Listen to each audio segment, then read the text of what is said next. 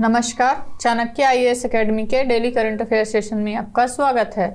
आज है 20 दिसंबर और 20 दिसंबर से जितने भी महत्वपूर्ण प्रश्न बनते हैं हम उन पर चर्चा करेंगे। हमारा आज का पहला प्रश्न है, हाल ही में दुनिया के सबसे बड़े योग केंद्र स्वर वेद महामंदिर का निर्माण कहाँ किया गया है? वाराणसी, देवघर, प्रयागराज या फिर मथुरा? तो अभी हाल ही में वाराणसी में दुनिया के सबसे बड़े योग केंद्र जिसका नाम स्वर वेद है महामंदिर है उसका निर्माण किया गया है। प्रधानमंत्री नरेंद्र मोदी ने वाराणसी के उमराहा में दुनिया के सबसे बड़े योग केंद्र स्वरवेद महामंदिर का उद्घाटन किया है। मंदिर का नाम स्वरवेद से लिया गया है जो शाश्वत योगी और विहंगम योग के संस्थापक सद्गुरु श्री सदाफल देव जी महाराज द्वारा लिखित एक आध्यात्मिक ग्रंथ है। महामंदिर के भक्तों को संबोधित करते हुए श्री मोदी ने लोगों से अपने जीवन में 9 आदतें अपनाने का आग्रह किया। स्वरवेद महामंदिर को कमल के फूल जैसा स्वरूप दिया गया है। हमारा आज अगला प्रश्न देखेंगे, हाल ही में शुरू जेन रोबोटिक्स किस राज्य का स्टार्टअप है? कर्नाटक, केरल, गुजरात या फिर महाराष्ट्र? तो जेन रोबोटिक्स केरल का स्टार्टअप है। केरल स्थित स्टार्टअप जेन रोबोटिक्स सामाजिक परिवर्तन के लिए आर्टिफिशियल इंटेलिजेंस के क्षेत्र में अग्रणी बनकर उभरा है। कंपनी ने global partnership on artificial intelligence शिखर सम्मेलन 2023 में भारत के शीर्ष 3 AI स्टार्टअप में शामिल होकर महत्वपूर्ण पहचान हासिल की है।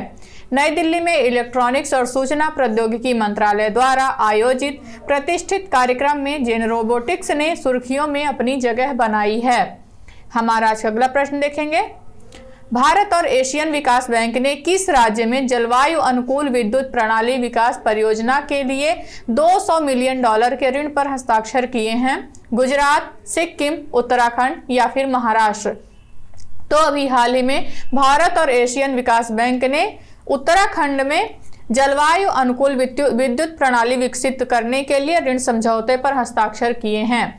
भारत और एशियन विकास बैंक ने उत्तराखंड जलवायु अनुकूल विद्युत प्रणाली विकास परियोजना के लिए $200 मिलियन के ऋण पर हस्ताक्षर किए हैं। यह परियोजना बिजली प्रणाली के बुनियादी ढांचे को मजबूत करने में मदद करेगी और निवासियों को 24/7 बिजली प्रदान करने के लक्ष्य को प्राप्त करने में मदद करेगी। हमारा आज अगला प्रश्न देखेंगे, हाल ही में वैज्ञानिकों ने किस बीमारी के इलाज के लिए एक्टोसाइड टैबलेट विकसित करने की योजना बनाई है? कैंसर, थायराइड, मधुमेह या फिर इनमें से कोई नहीं? तो अभी हाल ही में कैंसर के इलाज के लिए वैज्ञानिकों द्वारा एक्टोसाइड टैबलेट विकसित करने की योजना बनाई गई है।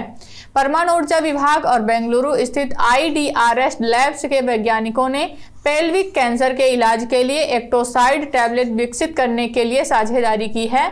इसका प्राथमिक उद्देश्य रेडियोथेरेपी के दुष्प्रभावों को कम करना है। इस एक्टोसाइड टैबलेट ने उल्लेखनीय परिणाम दिखाए हैं, विशेष रूप से रेडियोथेरेपी प्रेरित सिस्टिटिस से पीड़ित पेल्विक कैंसर रोगियों में, जिससे मूत्राशय को शल्य चिकित्सा से हटाने की आवश्यकता समाप्त हो गई है।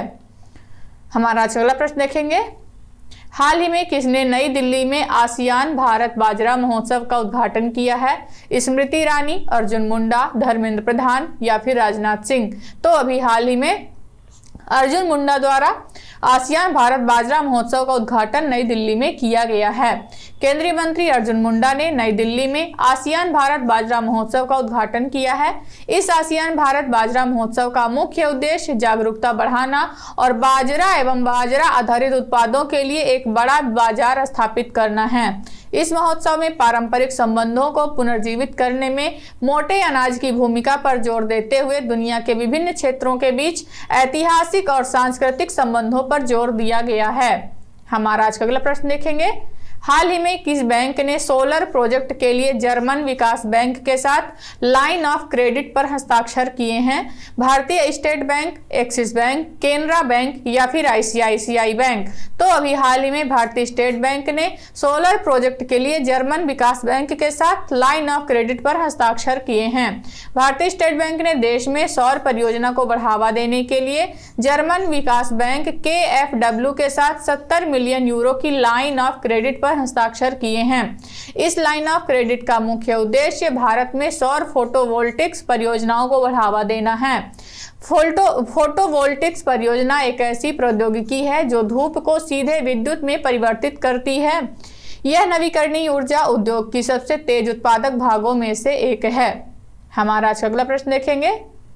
हाल ही में किस राज्य सरकार ने राज्य के सभी जिलों में पीएम कॉलेज ऑफ एक्सीलेंस स्थापित करने की घोषणा की है? मध्य प्रदेश, राजस्थान, छत्तीसगढ़ या फिर बिहार? तो अभी हाल ही में मध्य प्रदेश राज्य सरकार ने राज्य के सभी जिलों में पीएम कॉलेज ऑफ एक्सीलेंस स्थापित करने की घोषणा की है। राज्य के कुल 570 सरकारी कॉलेजों में से हर जिले में एक कॉलेज को मध्य प्रदेश सरकार द्वारा पीएम कॉलेज ऑफ एक्सीलेंस के रूप में उन्नत किया जाएगा। इसके साथ ही सभी सरकारी और निजी विश्वविद्यालयों में छात्रों की डिग्री और मार्कशीट डिजी लॉकर में अपलोड की जाएंगी। हमारा अगला प्रश्न देखेंगे। हाल ही में किस ब्रिटिश भारतीय संगीतकार को 2024 बुकर पुरस्कार निर्णायक पैनल के सदस्य के रूप में शामिल किया गया है? सलमान रुश्दी, AR रहमान, नितिन साहनी या फिर इनमें से कोई नहीं? तो अभी हाल ही में नितिन साहनी को 2024 बुकर पुरस्कार निर्णायक पैनल के सदस्य के रूप में शामिल किया गया है। ब्रिटिश भारतीय संगीतकार नितिन साहनी को 2024 बुकर पुरस्कार निर्णायक पैनल के सदस्य के रूप में शामिल किया गया है। नितिन साहनी सलमान रुश्दी की 1981 की बुकर पुरस्कार विजेता मिडनाइट चिल्ड्रन के स्क्रीन रूपांतरण के लिए जाने जाते हैं। अंतर्राष्ट्रीय बुकर पुरस्कार यूनाइटेड किंगडम में आयोजित होने वाला एक अंतर्राष्ट्रीय साहित्यिक पुरस्कार है। हमारा 16 प्रश्न देखेंगे। हाल ही में fast attack craft INS Tarmugli को किस नौसेना डॉकयार्ड पर कमीशन किया गया है?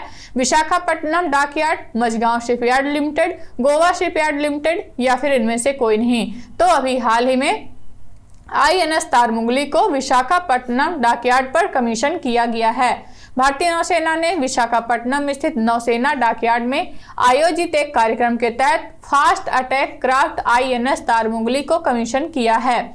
INS तारमुगली एक तेज गति से हमला करने वाला जलपोत है। इसका नाम अंडमान समूह के एक द्वीप के नाम पर रखा गया है। हमारा आज का अगला प्रश्न देखेंगे।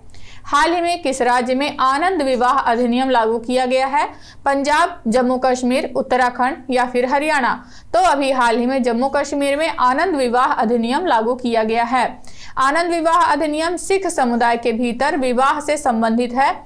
यह अधिनियम 2012 में संसद द्वारा पारित किया गया था। उस समय यह जम्मू कश्मीर को छोड़कर सभी राज्यों, केंद्र शासित प्रदेशों में लागू किया गया था। सिख समुदाय में इसे आनंद कारज कहा जाता है। इसका अर्थ है खुशी की दिशा में काम करना या खुशहाल जीवन की दिशा में काम करना। इसकी शुरुआत सिख गुरु अमरदास ने की थी। इस अधिनियम का उद्देश्य सिख परंपराओं के अनुसार किए गए विवाहों को कानूनी रूप से मान्य करना है।